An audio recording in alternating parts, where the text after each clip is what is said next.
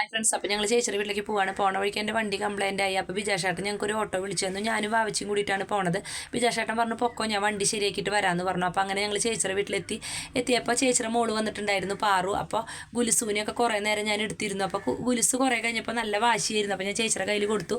ഉറക്കം വന്നിട്ടാണ് വാശി പിടിക്കുന്നുണ്ടായിരുന്നത്. അപ്പോൾ അമ്മൂസിന് ഒരു കൊറിയർ വന്നിട്ടുണ്ടായിരുന്നു മീഷോന്ന്. 2 പാൻറ്റായിരുന്നു, നല്ല പാൻറ്റായിരുന്നു, നല്ല തുണിയും നല്ല ഭംഗിയുള്ള മോഡലായിരുന്നു. ഒരു വൈറ്റും ഒരു ബ്ലാക്കും ഉണ്ടായിരുന്നു. അതൊക്കെ നോക്കിയതിന് ശേഷം ചേട്ടൻ കടടച്ച് വന്നപ്പോൾ കുറേ നേരം സംസാരിച്ചിരുന്നു. അപ്പോഴേക്കും ബിജാഷേട്ടൻ കൊണ്ടുവരാൻ വന്നപ്പോൾ ഞങ്ങൾ അവരോടൊക്കെ ടാറ്റയൊക്കെ പറഞ്ഞിട്ട് പോവാണ്. പോണ വഴിക്ക് ഞങ്ങളൊരു തട്ടുകടയിൽ കയറി. എന്താണെന്ന് വെച്ചാൽ കറിയൊന്നും ഉണ്ടായിരുന്നില്ല. അപ്പോൾ ഒരു കറി വാങ്ങാമെന്നാണ് വിചാരിച്ചത്. അപ്പോൾ ബിജാഷേട്ടൻ പറഞ്ഞു വേണ്ട, ബീഫും കൊള്ളിയും വാങ്ങിച്ചോളാൻ പറഞ്ഞു. അപ്പം അങ്ങനെ ബീഫും കൊള്ളിയൊക്കെ വാങ്ങിച്ചു. ഞാൻ വീട്ടിൽ ചെന്നിട്ട് വേഗം കവറൊക്കെ തുറന്ന് നോക്കി. നല്ല സ്മെല്ലായിരുന്നു, നല്ല ടേസ്റ്റ് ഉണ്ടായിരുന്നു. നന്നായി കുരുമുളക് പൊടിയൊക്കെ ഇട്ടിട്ട് നല്ല ടേസ്റ്റ് ഉണ്ടായിരുന്നു. അപ്പോൾ ആദ്യം തന്നെ ഞാൻ ബിജാഷേട്ടന് ഒരു പ്ലേറ്റിലിട്ട് കൊടുത്തു. അതിന് ശേഷം മണം സഹിക്കാൻ പറ്റാണ്ട് ഞാനും കുറച്ചെടുത്ത് കഴിച്ചു. നല്ല ടേസ്റ്റ് ഉണ്ടായിരുന്നു. അപ്പോൾ എൻ്റെ വീഡിയോ കാണാത്തവരൊക്കെ കാണണം, സബ്സ്ക്രൈബ് ചെയ്യണം, സപ്പോർട്ട് വേണം, കമൻറ്റ് ഇടണം. നല്ല വീഡിയോ ആയിട്ട് ഇനി വരാം കേട്ടോ.